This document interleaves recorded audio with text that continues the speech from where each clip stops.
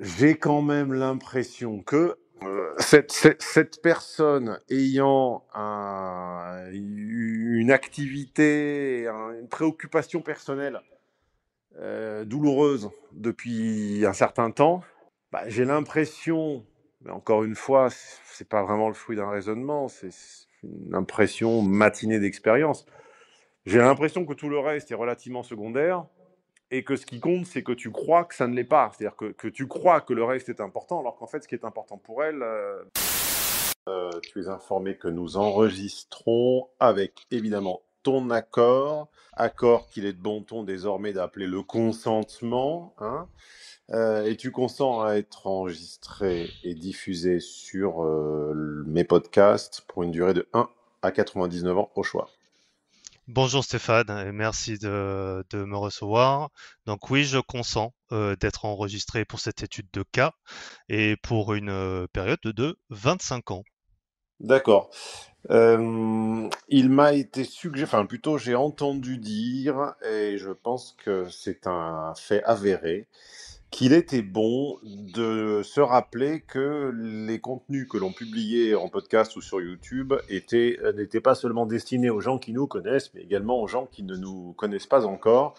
Et je fais peut-être parfois trop de connivence et je présuppose que tout le monde sait ce qu'est une étude de cas. Je vais donc de plus en plus souvent essayer de m'adresser aux nouveaux qui tomberaient sur cet enregistrement par hasard ou à qui quelqu'un l'aurait suggéré. Une étude de cas est une conversation téléphonique non filmée, parce que je ne vois pas l'intérêt de filmer une conversation téléphonique, c'est peut-être ma génération, mais je pense que c'est beaucoup plus digeste de le digérer en faisant autre chose, du repassage par exemple. C'est important de bien repasser ses Tout vêtements à et fait. ses draps. Sur quoi sont diffusées ces conversations? Sur l'ensemble des plateformes Spotify, Deezer, Apple Podcast, etc., etc. Sur quoi porte-t-elle? Eh bien, le thème est au choix. Le thème concerne généralement un de mes domaines d'expertise. Il arrive rarement que les gens m'interrogent sur le jardinage, la musique ou l'informatique ou ChatGPT ou je ne sais pas quoi. Bon, je m'appelle Stéphane Edouard. Mon domaine d'expertise, c'est pas moi qui le décide, c'est les clients depuis, on va dire maintenant 20 ans, hein, près de 20 ans, depuis 2006 pour être précis. Et vous avez dans l'ensemble, par dizaines de milliers, reconnu que j'étais plutôt expert sur l'explication des relations interpersonnelles, qu'elles soient amoureuses, professionnelles ou plus globalement amicales, parentales, ou parfois il y a des sujets de niche qui peuvent arriver. Voilà. Ces études de cas, soit vous les achetez au coup par coup, et elles ont pour le coup un certain coût, voilà, pour faire des déclinaisons sémantiques autour du même mot, enfin d'un mot d'assonance. Et si on veut les payer moins cher, et si on a déjà un avant-goût de mon travail, eh bien on devient VIP, c'est-à-dire qu'on s'abonne à 1, 2 ou 3 séminaires par mois, et ces études de cas sont offertes de manière quasi illimitée, enfin illimité dans la mesure du raisonnable, c'est-à-dire pas plus d'une par mois, ça fait déjà 12 par an, ça fait beaucoup. Personne de normal n'appelle plus de 12 fois par an la même personne. Mais bon, il faut pour des raisons légales encadrer toujours un petit peu, parce que si on écrit vraiment illimité, il y a quelqu'un qui va appeler tous les jours. Voilà. Donc, Et toi, tu es... je ne peux que confirmer, si tu me permets, moi ça fait depuis 2019 que je te suis grâce à tes études de cas, et ça fait 2 ans que je suis VIP le plus bas niveau, donc depuis 2 ans, où je peux suivre tous tes séminaires. Enfin, tous tes séminaires, je peux en télécharger un par mois, et grâce à ça, j'ai pu vraiment m'élever, que ce soit dans les relations hommes-femmes, mais aussi sur le professionnel. J'ai trouvé ça très pertinent. Eh bien, écoute, c'est gentil de le reconnaître. Donc, c'est ce par quoi j'allais finir. La bibliothèque de séminaires, enfin on appelle ça des séminaires, on appelle ça des conférences. C'est très général. Tous les 10 ans, le nom d'un cours évolue. Ça aussi, c'est une petite remarque sémantique qu'on ne fait jamais. C'est que dans les années 80, quand on dispensait des informations comme ça de niveau relativement exigeant avec des experts, on avait tendance à appeler ça, ça pouvait être un cycle de conférence, mais globalement, j'entendais souvent l'expression symposium. Voilà. Et puis, comme la langue se barbarise et se simplifie, Symposium est devenu séminaire, et puis après on a appelé ça conférence. Donc symposium années 80, séminaire années 90, conférence année 2010, et puis année 2000, pardon. Et puis depuis les années 2010, on appelle ça des formations. Voilà. Mais moi, je suis resté à séminaire parce que je trouve que l'expression formation dénote une tonalité, enfin, pléonasme, dénote un côté péjoratif. Généralement, vendeur de formation, ça fait un peu vendeur de tapis ou agent immobilier, donc c'est pour ça que je n'aime pas trop cette expression. Mais ça, c'est du détail. Ce qui compte, c'est la thématique qu'elle recouvre. J'ai globalement, en grosso modo, 40% de séminaires sur les relations hommes-femmes, 30 à 40% sur, on va dire, ce que j'appelle l'efficacité personnelle, c'est-à-dire savoir se présenter, savoir s'habiller, savoir négocier, se faire respecter, etc., etc., incluant la résilience, la motivation, surmonter les épreuves, etc. Et les 20 ou 30% restants, je ne sais plus ce que j'ai dit, bref, 100 moins 40 moins 30, ouais. Bon, on va dire 50 relations hommes-femmes, 30 efficacité personnelle, et les 20% restants sont strictement professionnels, voilà. Donc c'est pas un tiers, un tiers, un tiers, mais c'est pas non plus 95-5, voilà. Ceci étant dit, je crois que tu es VIP, tu l'as dit, Oui. et bon, je pense que la présentation pour les nouveaux est largement suffisante, et puis les anciens se plaindront qu'ils le savent déjà, mais bon, c'est comme ça. Tu Alex, c'est de l'ex. Place à ta question, je précise, pour être tout à fait exhaustif, tu m'as dit en introduction, tu m'as donné des infos que tu m'as demandé de ne pas révéler, donc évidemment, je les garde en tête, mais je ne les révélerai pas. Alors, on t'écoute. Très bien. Alors, je vais te poser la question.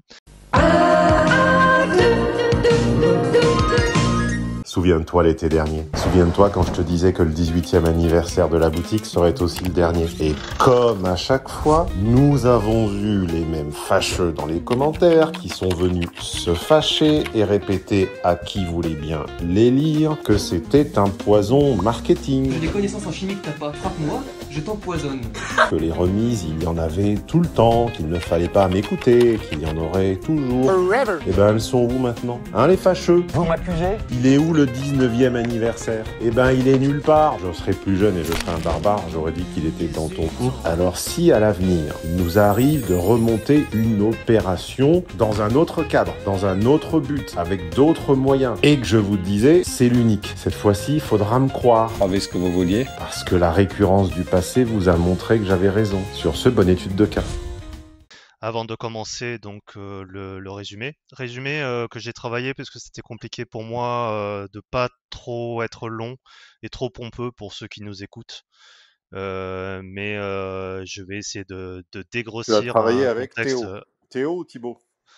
Alors j'ai eu la chance d'avoir Théo au début sur ce cas-là, ensuite Thibaut qui m'a conseillé de t'appeler.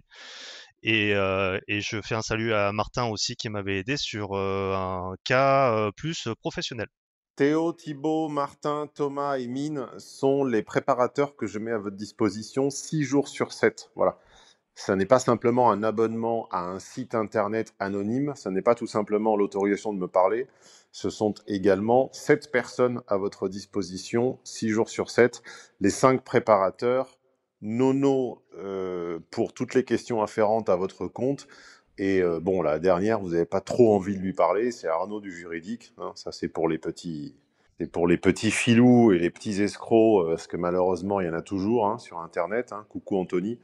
C'est Jérémy, pardon. C'est pour les petits filous qui tentent de me la mettre à l'envers, mais globalement, mes conditions générales d'utilisation et de vente sont bien ficelées, donc c'est difficile de me la mettre à l'envers. Hein. Voilà. Mais par contre, je suis fair play. Hein. Tu confirmes, tu n'as jamais tu n'as jamais subi de pratiques commerciales douteuses de la part de mes Non, sociétés. non, et on peut même ajouter que par rapport au prix, même si avec l'inflation, ben, le prix peut augmenter, ben, les anciens peuvent garder leur prix, Ah oui, ce qui est vraiment ça j'ai agréable. toujours pratiqué la stabilité du prix et j'ai toujours Récompensé. récompensé, merci. J'ai toujours récompensé ceux qui m'avaient fait confiance le plus tôt. Et donc, ceux qui se sont engagés au prix 2015 sont toujours au prix 2015 ou 2016. Alors, évidemment, s'ils arrêtent et qu'ils reviennent, bah, ils perdent leur avantage. Mais par contre, moi, je n'applique pas l'inflation, alors que par contre, quand moi, je suis client de je ne sais quel service, on ne se prive pas de m'augmenter. Hein. Ça, très rare sont les compagnies à maintenir les prix tels qu'ils l'étaient à l'engagement. Mais bon, ça, il faut se comporter ainsi que l'on voudrait, ainsi que l'on aurait voulu que le reste du monde le fit. Alors, on t'écoute. Eh bien, merci pour ça. Donc, on parle de moi, Nicolas, 41 ans, et de Laura, 39 ans. Nous sommes collègues depuis des années, mais pas direct. On va dire, sans trop en détailler, que c'est une cliente. Et donc, petite enceinte close, car elle n'est pas hyper féminine, elle est voire masculine, mais j'aime beaucoup son physique toute fine, et puis forcément, ça a cranté. Flirt au début, avec des mots doux, des photos, enfin vraiment aucun blocage. On est depuis plus d'un an ensemble, donc on a passé tout 2024 et ça s'est très bien passé avec plusieurs voyages ensemble, quelques interrogations, mais rien de méchant jusqu'à la fin de l'année où en décembre, elle a complètement vrillé. Elle a vrillé et par souci de santé, mais elle est devenue en fait quelqu'un d'autre. Donc, suite à ça, il y a eu beaucoup de discussions sur le fait de choses que j'appréciais pas et que je ne savais pas pourquoi il y avait ce chaud et froid. Et suite à ça, en début d'année 2025, j'ai rompu parce que c'était trop pour moi. J'avais vraiment quelqu'un d'autre en face de moi et je comprenais pas. Oui, mais alors Et là, par contre, je ne peux m'empêcher de penser à ce que tu m'as dit en off. oui, oui, oui, forcément.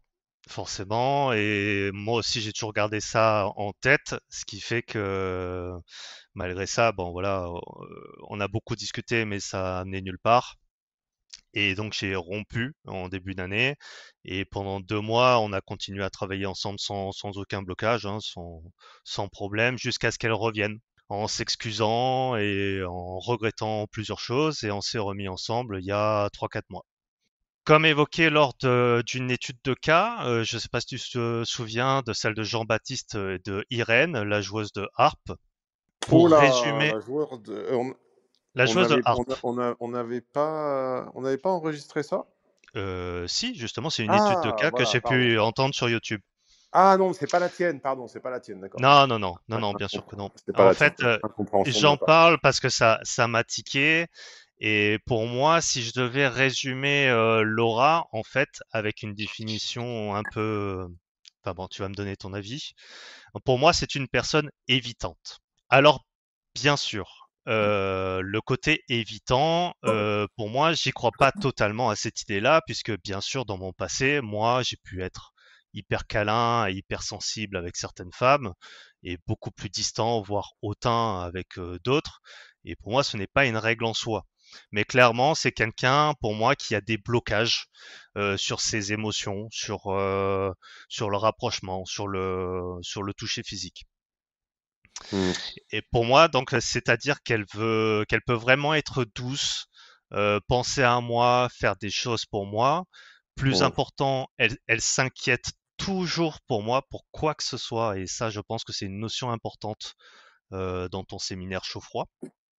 Entre parenthèses aussi, sous la couette, même si elle a des blocages physiques et que des fois elle a du mal à se montrer, elle ose pas trop, eh bien malgré tout, c'est extrêmement bien et on a une très grande connexion par rapport à ça.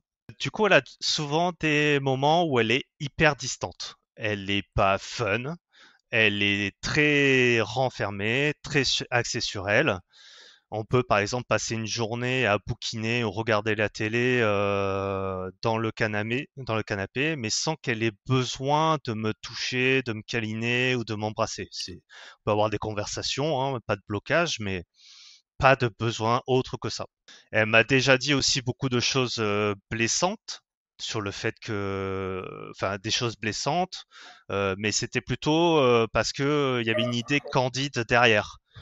petit exemple, hein, même si j'en ai d'autres, à un concert, par exemple, je voulais la rejoindre pour un concert, parce qu'elle va beaucoup voir des concerts, et elle m'a dit, par exemple, que ça serait du gâchis. Parce que c'est Du peut-être pas gâchis. du gâchis, oui, tout à fait. Et ça, quand tu te prends ça dans la tête, ça fait un peu mal, Genre, du mais gâchis. Gachis. tout à fait. Attends, pardon, j'ai été déconcentré. Qu'est-ce qui est du gâchis? J'ai pas compris. D'aller voir un type de concert avec elle, parce que pour elle, elle se dit pas que c'est pas un problème de rester avec moi en ma compagnie, c'est plus le fait que moi, elle s'inquiète sur le fait que je puisse ne pas supporter, ne pas aimer ça et l'attendre, alors que quelqu'un d'autre peut-être profiterait plus de ce genre de musique, par exemple. C'est un exemple. L'initiative du concert, c'est toi ou c'est elle? Bah, c'est elle qui va voir un concert et c'est moi qui lui ai dit, enfin, vu qu'elle en voit plusieurs, je lui ai dit, bah tiens, peut-être une fois on pourrait se faire celui-là ou celui-là. Même si on en a déjà fait, mais des fois Mm. elle se prend ses billets de son côté et je lui dis que Mm. peut-être je serais intéressé. Mm.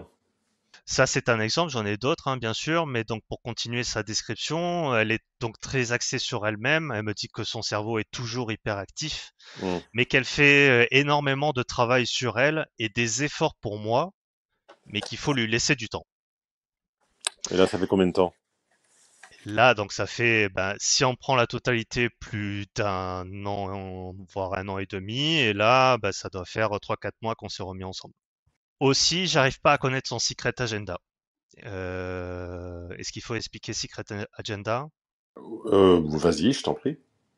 Alors, secret agenda, de ma compréhension, c'est les objectifs de vie que chacun peut avoir, bah, tant sur le professionnel que sur le relationnel.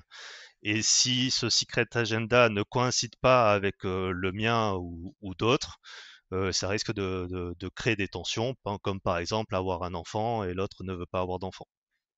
Est-ce que j'ai bien résumé? Oui, oui, c'est un petit peu plus subtil que ça, au sens où, sauf exception, les gens ne sont généralement pas si absolutistes que cela, et en réalité, tout le monde est prêt à avoir un enfant à un certain prix. Dans ce séminaire, je fais des parallèles avec les sciences dures, en l'occurrence la science physique, et ce que j'appelle, enfin ce qui s'appelle les degrés de liberté, c'est-à-dire ce sur quoi on est prêt à transiger et en échange de quoi. Voilà. La plupart des gens, sur tout ce qui concerne le mode de vie, sont globalement, dans l'ensemble, prêts à transiger, mais tout est une question de timing, de contexte et de négociation. Voilà. Sur quoi est-on prêt à transiger? Sur quoi n'est-on pas prêt à transiger? En échange de quoi? Et des gens qui sont très souples sur le lieu de vie et d'autres qui ne le sont absolument pas. Ils ne conçoivent que d'habiter ou de vivre dans un cercle de 50 ou 100 kilomètres autour de leurs parents à Compiègne ou je ne sais quoi. Hmm. Hein. Et vice-versa, le fait d'avoir un enfant ou quatre leur est plus ou moins égal, et d'autres au contraire, ils veulent deux enfants et pas un, pas trois, deux, et en revanche, qu'ils habitent dans le nord-est, le nord-ouest, le sud-ouest ou le sud-est, voire à l'étranger, ça leur est plus ou moins égal. Donc voilà. Mais encore une Ouais. fois, ben, bon, voilà, je réfute toujours un peu la casification. Catégoriser n'est pas mettre dans des cases. C'est pour ça que tout à l'heure, j'ai rien dit pour pas interrompre. Parce qu'après, on se plaint que j'interromps trop. Mais moi, les profils qu'on appelle évitants, je m'en méfie. Il m'arrive C'est ce de que tu faire une disais déjà la dernière fois. typologie. Ben, je m'en souviens plus, tu vois, je suis cohérent avec moi-même. Quand Non, il, par rapport à l'étude de cas de Jean-Baptiste, je veux dire. les rares fois où il m'arrive de faire des typologies, comme dans le séminaire, Typologie des femmes. voilà, relation longue 2, typologie de femmes, j'explique bien que nous sommes tous les types, dans des proportions différentes. Alors que la classification, catégorisation de base, dit nous sommes un type ad vitam de par notre enfance, notre éducation, je ne sais pas quoi. Nous sommes Hmm. un type ad vitam et on se débrouille avec. Moi, je dis non, nous sommes alternativement dans différentes situations, tous les types, plus ou moins, Et on est un composé chimique volatile qui emprunte un peu à tous les types. De la même façon que quand je dis H et F, on est tous H et F. Quand je fais une typologie de 8 ou 9 types de femmes, l'abîmée, la mondaine, la scénariste, l'actrice, etc., etc., artiste, machin, elles sont toutes, tous les types, et nous-mêmes, ayant du H et du F, on est aussi tous les types. C'est-à-dire que quand je dis la mondaine ou la scénariste, je le suis aussi, évidemment de manière minoritaire. Voilà, donc c'est ce manque de nuances que je reproche aux approches par catégorisation.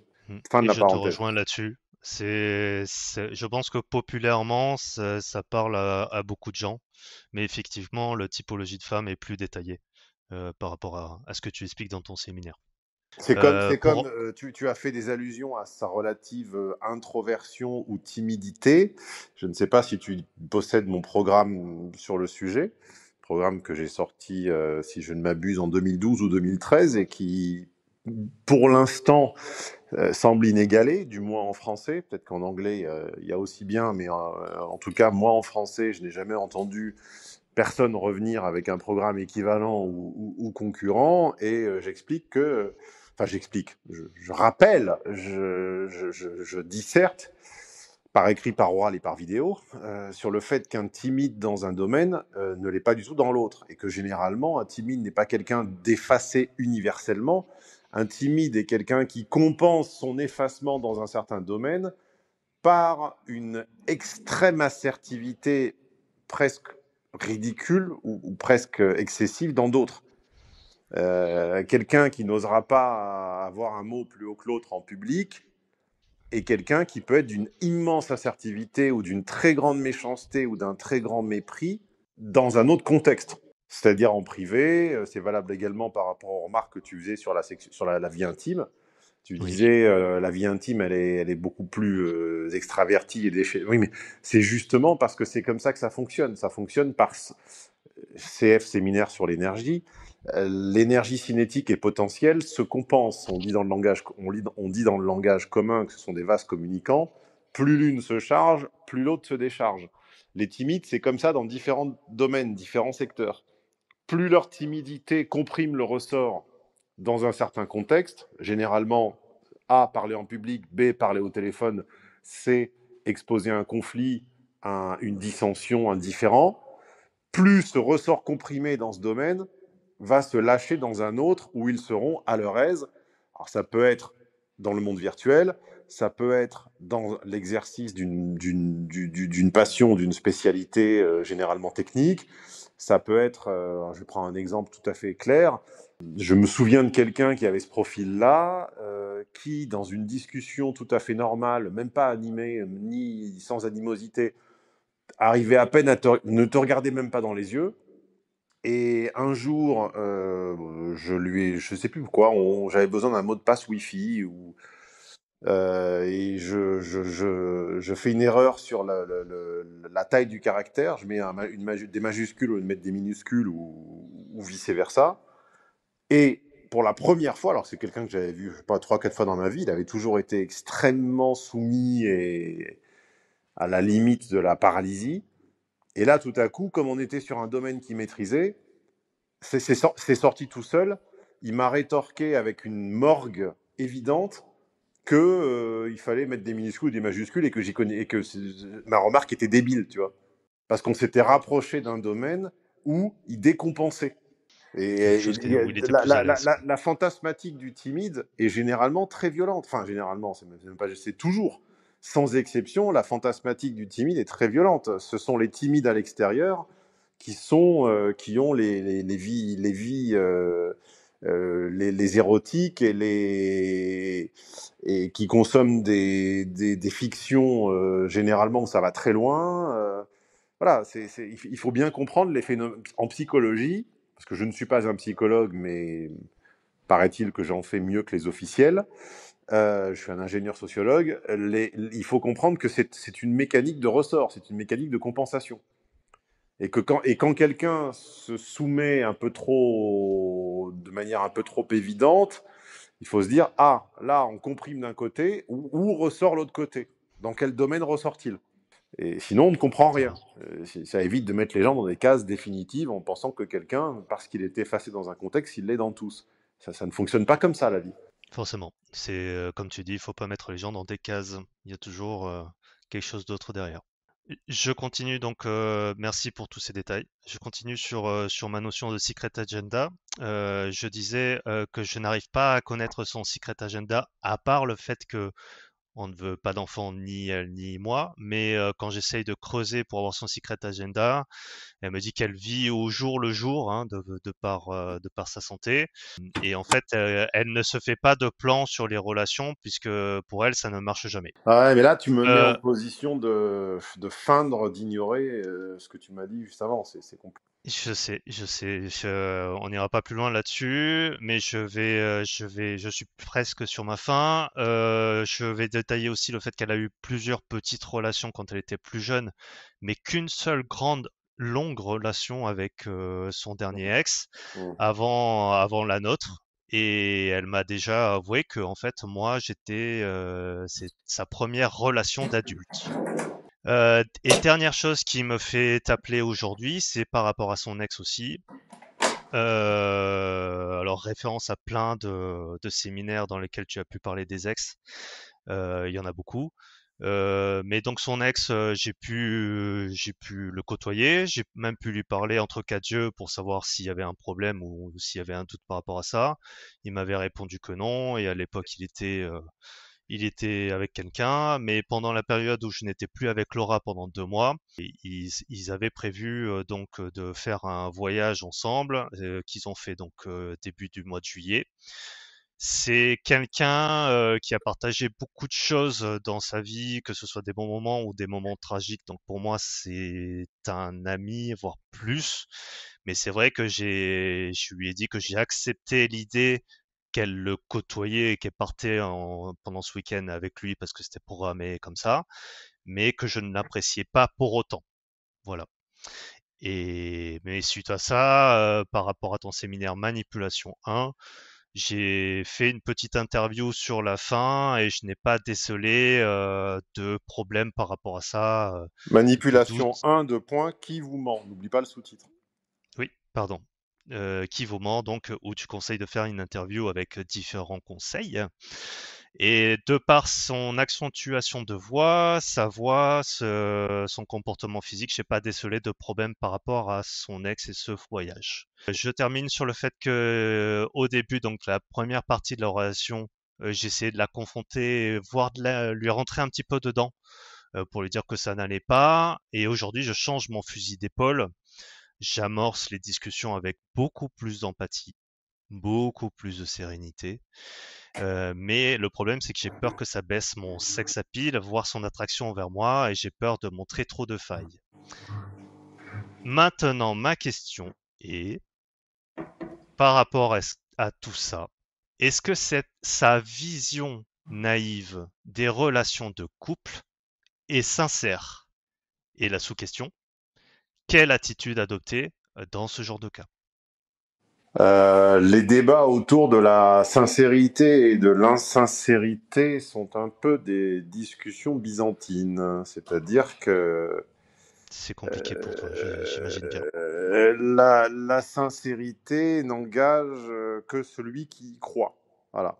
C'est la fable du renard et du corbeau. Tu remplaces les compliments par la sincérité. Pour énormément de gens, on va dire pour la majorité des gens, sauf les purs, mais les purs sont minoritaires, la définition de la sincérité, la définition de l'honnêteté, c'est que l'autre me croit. C'est Oui. pas que je sois vraiment honnête. D'accord ? Il y a des hommes et des femmes qui sont ainsi. La vie m'a appris qu'il y avait plus de femmes, mais ça ne veut pas dire que toutes les femmes sont des menteuses. Ça veut dire que il y a une petite, un petit penchant, une petite bosse dans la courbe qui englobe plus de femmes dans cette attitude, ce trait de caractère, cet angle de leur personnalité, et elles ont tendance à considérer que l'objectif l'emporte sur la manière. Voilà.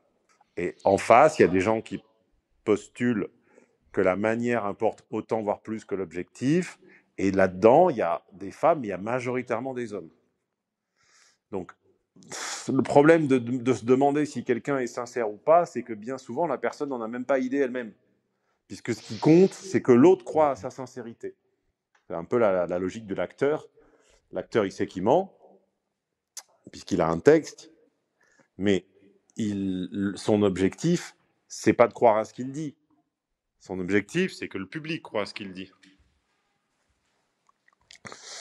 Donc, dans ces conditions-là, j'ai envie de te dire, cette personne ayant un trauma personnel dont tu m'as fait part juste avant, Oui.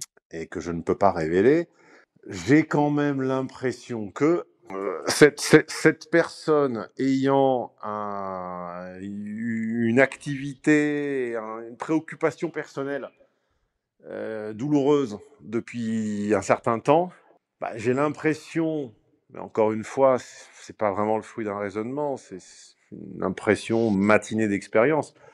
J'ai l'impression que tout le reste est relativement secondaire et que ce qui compte, c'est que tu crois que ça ne l'est pas. C'est-à-dire que tu crois que le reste est important, alors qu'en fait, ce qui est important pour elle, c'est malheureusement, c'est son état de santé.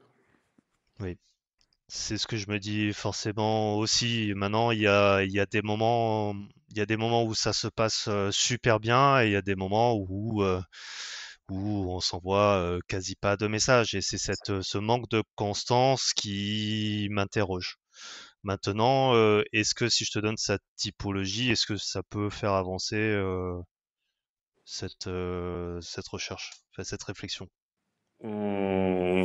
Oui, le cas échéant, mais oui, pourquoi pas. Oui. Tu peux tenter de faire une typologie sur la base du séminaire que j'imagine tu possèdes. Oui, et que j'ai trouvé vraiment très bien. Alors, je pourrais dire qu'elle serait à contrôle fric à 70%. Dans le contrôle, personne la comprend, un peu asociale, n'aime pas les surprises et dépendante de quelque chose. Voilà, mais pas, pas d'illégal, mais dépendante. Abîmée par rapport aux histoires donc, que je t'ai racontées. Quelques amis garçons, blâme les hommes et très stressé, hyper stressé. Donc à 15%, je dirais abîmé, et je partagerai à 5% sur normative, 5% fasciné et 5% jouisseuse. Après, on a tous besoin de croire quelque chose. CF, séminaire, et j'ai oublié le nom, pardon, je sais plus. Le Comprendre les gens. manipulation 1, je crois. Manipulation D'ailleurs. 1, ouais. Oui. Forcément, j'ai envie de croire à ça. Maintenant, c'est l'attitude à adopter dans ce cas-là. Est-ce que j'ai raison de vraiment être empathique dans l'attente, dans la patience, en attendant d'avoir quelques miettes C'est une discussion autour de ta perception du monde qui t'entoure. Et en philosophie, ça s'appelle le cynisme bien compris. Le cynisme n'étant pas une espèce d'ironie permanente ou de nihilisme ou de morgue, mais le cynisme en philosophie étant la résignation à l'attribution de certains rôles, à savoir que dans une histoire, dans une pièce, il y a un protagoniste ou plusieurs protagonistes, il y a un antagoniste ou plusieurs antagonistes, il y a un téragoniste ou plusieurs téragonistes, et que l'ensemble de cette distribution de rôles, en fait, nous dépasse un petit peu, voilà. Et que nous, on a finalement qu'une marge de manœuvre relativement réduite là-dedans. Et pour moi, la vraie question à se poser, j'ai pas la réponse, mais c'est quelle place dans la pièce es-tu prêt à jouer? Et si jamais tu n'étais pas un protagoniste majeur d'ordre 1, est-ce que tu es capable d'être un protagoniste d'ordre 2 ? Et si elle est parfois antagoniste, es-tu capable de l'accepter ? Si tu es capable, les gens qui vivent avec quelque chose qui nous dépasse, on est souvent pour eux un second rôle.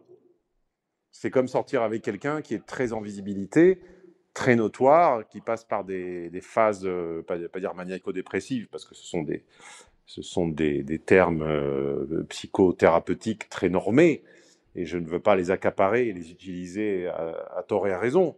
Mais quelqu'un qui passe par des hauts et des bas émotionnels, on est toujours réduit à être un peu un accompagnant, un Sganarelle, un personnage secondaire, je vais dire un capitaine Haddock, mais non, c'est pas tout à fait vrai, parce que le capitaine Haddock n'est pas Oui, c'est vrai. secondaire à partir du tome dans lequel il apparaît, qui sont le crabe aux pinces d'or, si je ne m'abuse. Quelqu'un qui a un énorme capital dans un couple, bah l'autre est quand même un peu réduit, parfois, souvent, à un rôle secondaire.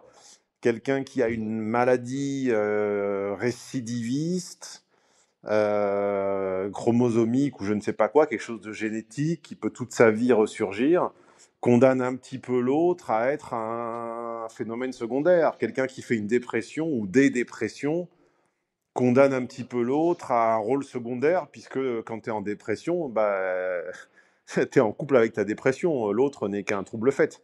Quiconque a vécu, je parle pas d'expérience, je ne l'ai pas vécu, mais par contre, j'ai compilé les témoignages et j'en ai encore eu un très très récemment de la part d'un, je ne veux pas dire exactement qui, mais de la part de quelqu'un de très proche, dont la femme a fait une dépression postpartum. Il m'a dit, avant, c'était plus ma femme, quoi. Alors que c'est sa femme et la mère de ses enfants, tu vois. Oui, je vois bien. Donc, pour moi, la question que je peux t'aider à te poser, sans toutefois t'aider à y répondre, Mhm. c'est de par ta nature, de par ton caractère, de par le fer dont tu es forgé ou le bois dans lequel tu es sculpté, il faut que tu décides si cette espèce de rôle secondaire, c'est-à-dire si bah, te caler et te mouler un petit peu sur l'état d'esprit et l'humeur actuelle de madame qui se base sur sa santé et sur plein d'autres paramètres que j'ignore, si c'est quelque chose qui te va, si J'entends bien. des journées sans contact physique avec ta compagne dans la maison sont quelque chose que tu peux envisager ou considérer comme envisageable. Pour certaines personnes, la réponse sera non, mais je ne dirais, je tiendrai le même raisonnement à quelqu'un qui veut fréquenter quelqu'un d'une autre, j'aime pas le terme de classe, mais d'une autre couche, ou pour lequel les enjeux sont différents. Voilà, tu ne me sembles pas être un enjeu de premier ordre pour elle. Tu me sembles être un enjeu secondaire, et ceci est dit sans aucune méchanceté, mais j'ai pas Je l'entends. l'impression que l'état vital, le pronostic vital de votre relation soit ce qui l'obsède. Pas du tout l'impression qu'elle mette ça au premier rang de ses préoccupations. Je pense que c'est le cas et cet appel avec toi me permet de confirmer cette position et d'accepter cette logique. Comme tu disais dans l'étude de cas avec Jean-Baptiste et je sais plus Irène, tu disais aussi que pour certaines personnes, il y avait des gens qui étaient dépassionnés euh, dans certaines relations, n'étaient pas extrêmement passionnés. Donc, j'accepte aussi ce côté-là et je comprends aujourd'hui qu'il y a pas grand-chose à faire par rapport à ça. Est-ce que Je ne l'imagine pas changer tant que le paramètre santé n'évolue pas radicalement. Je vois pas vraiment comment. Pas santé, vraiment. il y a rien de grave, hein. Je peux quand même rassurer par rapport à ça. C'est juste des variations, on va dire. Mais c'est des variations qui, oui, des fois vont la terner un petit peu, si je peux utiliser ce terme. Mais il y a des moments où elle va être beaucoup mieux, mais malgré ça, il y aura pas de changement radical. Voilà, Bon. c'est pas quelqu'un qui est extrêmement câline ou. Avec toi, tout du moins. Eh oui, je te vois venir. Avec moi, oui, forcément, puisque ça peut l'être avec quelqu'un d'autre. Bah, j'ai l'impression que on t'a distribué un rôle, hein. Oui, On t'a distribué un rôle et À qui partir de serait, là, selon toi? c'est apprendre le rôle de relation dépassionnée, de... Oui, tu es le compagnon, si tu veux, mais tu es le compagnon, tu es celui dont on se demande ce qu'il fait, comment il va et comment il se porte. Après, c'est de demander comment soi-même on va et on se porte. Tu vois. Tu n'es pas, tu ne me sembles pas être la première de ses pensées le matin. Après, c'est pas grave, hein. Enfin, c'est en soi. Mais il ne me semble pas qu'elle tienne à toi comme à la prunelle de ses yeux. Il me semble quand même que c'est d'abord ses yeux et puis toi derrière. Je vois bien. Thibaut, en parlant d'idées, me suggérait peut-être, de par sa masculinité, de suivre ton séminaire sur le langage des hommes, sur sur ce côté peut-être un peu silencieux ou peut-être moins tactile. Ouais, la différence, c'est que ce que j'exprime dans le langage des hommes, c'est que les hommes taiseux, les hommes taciturnes ne le sont pas forcément de nature, mais ils le sont par fréquentation des femmes, et c'est finalement elles qui les découragent de communiquer. Il ne me semble pas que tu aies découragé ta compagne. Non, Donc clairement pas. je vois pas, c'est pas Et que ça, je veux faire de la peine ça, à Théo ou à Thibaut d'ailleurs, j'ai pas compris le prénom, mais Thibaut. je veux pas faire de la peine à Thibaut, mais ça ne me semble pas forcément être le parallèle que je mettrais en avant. Je dois avouer que ça me tiquait un petit peu d'écouter un séminaire comme ça pour elle, quoi. Enfin, encore une fois, c'est peut-être cynique, mais enfin, dans la mesure où les rôles ont été distribués, il va falloir que tu fasses avec les cartes que tu as reçues, quoi. Quand quelqu'un, c'est une anecdote que j'ai déjà exploitée et surexploitée, mais j'ai déjà dit, quand quelqu'un ne t'aime pas ou pas assez, tu peux lui offrir tous les livres que tu veux, tu peux lui offrir tous les traités sur l'amour, ça ne fera pas monter son niveau d'intérêt. On n'a jamais rendu quelqu'un amoureux en lui offrant la Bible de l'amour, ni de Roland Barthes, ni de Tanizaki, ni de Stendhal, ni personne. On, on ne suscite pas les sentiments avec des guides. Ça n'est pas une personne à qui il faut offrir, selon moi, des guides pour apprendre à communiquer ou à partager ou je ne sais pas quoi. C'est juste elle a Mais décrété que tu étais la personne avec qui il n'était pas nécessaire de le faire pour l'instant. Ce n'est pas tout à fait pareil. mais il y a peut-être une attitude meilleure à adopter plutôt qu'une autre. Est-ce qu'elle se plaint de ton attitude? Non. Bah, j'ai envie de te dire, la situation est stabilisée, quoi. Après, pourquoi tu restes là-dedans? Est-ce que tu n'as pas un peu plus intense à vivre à ton âge? Ça, ce sont des questions que tu dois te poser en ton fort intérieur. Que je me suis déjà posé, hein, forcément, quand j'ai rompu la première fois. Moi, Autre question, je crains que l'existence soit longue. Enfin, je te la souhaite longue. merci. Tu n'as que 41 ans. Je crains quand même que la suite soit bien, bien longue. Bien, bien, bien, bien longue. T'imagines? Oui. Après, je trouve mon intérêt aussi hein, dans cette relation, forcément. Lequel? Et eh bien, peut-être un petit peu le détachement, son caractère, euh, sa force de caractère. Euh, il y a certains attraits chez moi, enfin chez elle, qui me fait rester par rapport à mon expérience sentimentale aussi. Bah écoute, pardon. Je pensais que tu allais parler plus longtemps, du coup j'ai coupé un morceau de pêche. Non, mais c'est vrai que j'ai déjà eu des femmes qui étaient très attachées à moi et on est bête hein, parce que quand des gens sont attachés à nous, bah, c'est là où on a toujours tendance à enfin toujours, on a souvent tendance à se détacher aussi. Mm, Là, il y a un espèce de jeu qui se crée qui fait que ben mm. je garde mon attirance envers elle et par rapport aussi bah, tout simplement elle, hein, son attitude et comment elle est au jour le jour. Voilà.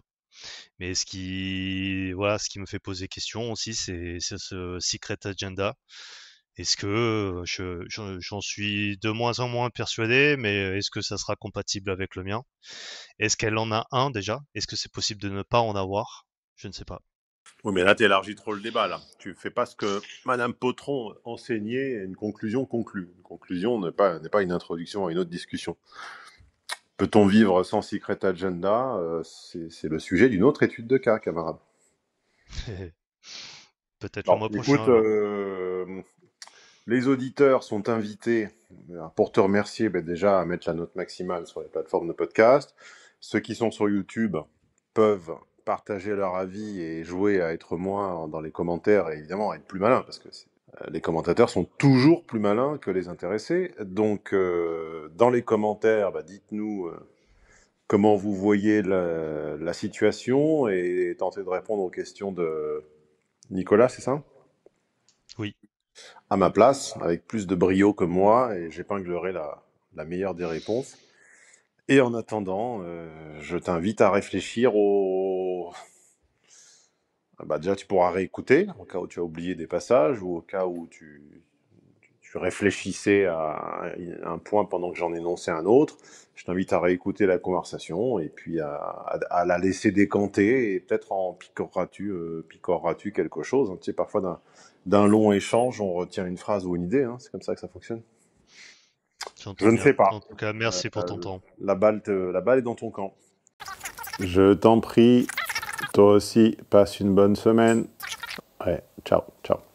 Elle t'a plu l'étude de cas de la semaine? Elle t'a fait voir les relations hommes-femmes ou amicales ou professionnelles d'une autre manière? Merci d'être là, merci de l'attention que tu portes à ces contenus. Tu as au mieux du mieux du mieux 20% de l'information. Vous ne remonterez pas et vous n'inventerez pas l'essence des séminaires jusqu'à la machine à penser en étudiant simplement les études de cas. Pourquoi? Parce que mon système, il est pensé ainsi que les informations des séminaires. C'est comme ce qu'on fait à Vegas, ça a lieu pendant les séminaires et ça n'est que dans les enregistrements des séminaires. Coup de bol, ils sont disponibles en archive sur mon site au téléchargement immédiat, à la journée ou à la demi-journée. Et si vous ne pouviez pas tout acheter d'un coup, ce que je comprends parfaitement, vous avez même la possibilité de les mettre dans votre wishlist et d'investir au fur et à mesure, à commencer tout simplement par une demi-journée. Et si tu fais partie des gens entiers, des gens qui n'aiment pas faire les choses à moitié, je te présente l'abonnement VIP. Je te laisse découvrir les bénéfices que ça offre, l'accès